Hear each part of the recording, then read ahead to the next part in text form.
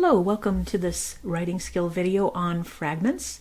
This is all about making sure that each of your sentences form a complete idea with a complete subject-verb relationship. So what is a fragment exactly? Well, it's any incomplete thought or idea that is presented like a sentence, okay? So it's some sort of phrase that may or may not have a subject-verb relationship, but if it does, it's not a complete thought due to some more other word making it dependent on something else happening.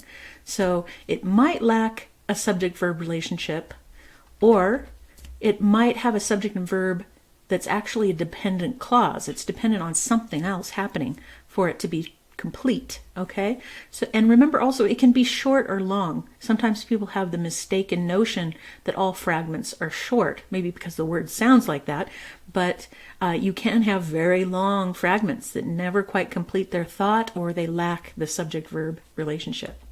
Okay, they can be, however, used occasionally stylistically for very good reason. Okay, I would recommend avoiding that in your academic papers, and if you want to try that, make sure you check it with your instructor. But they are used fairly often in creative type writing, even creative essay writing, creative nonfiction.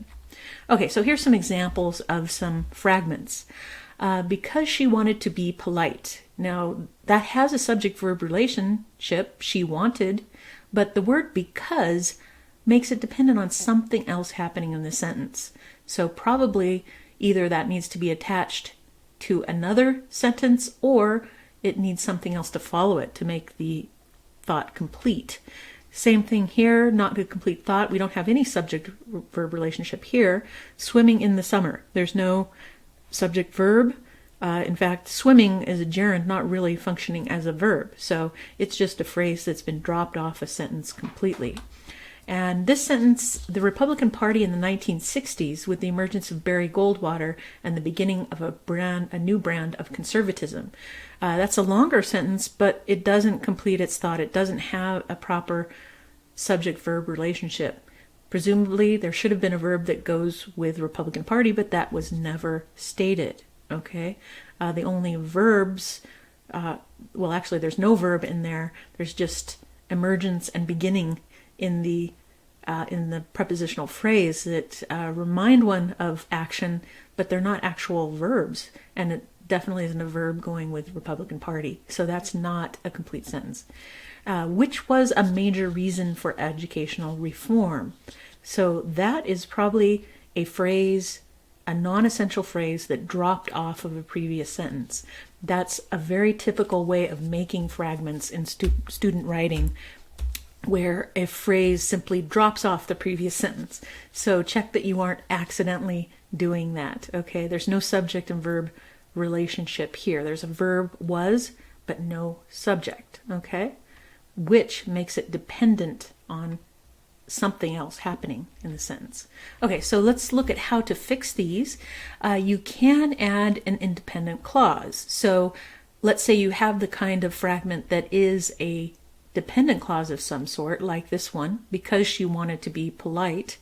You need to do something to complete that. So you need to add a complete clause onto it to make it work. So in this complete example, I have added a complete independent clause to the beginning. She didn't mention anything because she wanted to be polite, okay?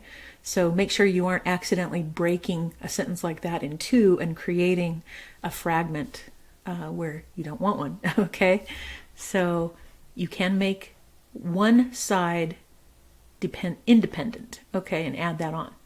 Okay, now how about making it independent? You can change it so that it does work as an independent clause. So for swimming in the summer, you can use that to become the subjective phrase and then add the verb part, since the verb part is missing. So you could have swimming in the summer is my favorite pastime. You can add something on to make it a complete subject-verb relationship and make it an independent clause. Okay, now the next one, complete the subject-verb relationship. So sometimes adding a subject or verb can help you fix these fragments. So the original was the Republican Party in the 1960s with the emergence of Barry Goldwater and the beginning of a new brand of conservatism. So it's lacking the verb, so you can just stick one in there. So the complete version is the Republican Party changed back in the 1960s before the emergence of Barry Goldwater and the beginning of a new brand of conservatism. Okay? So you can add the verb. Now it could be the other way around where you need to add the subject too, so consider that too. So you can also reconnect with the previous sentence. As I mentioned before, a lot of these fragments are created by dropping something off of the previous sentence, or sometimes even the next sentence. So the original fragment is, which was a major reason for educational reform. Something else is needed there. So that's a non-essential phrase. So we need to complete the sentence with a entire independent clause. So minority children were falling behind, which was a major reason for educational reform. So adding that complete clause to the front and making that the non-essential phrase that it's meant to be on the sentence completes the whole idea. Okay? So hopefully that gives you some ideas about how to fix fragments and how to recognize fragments.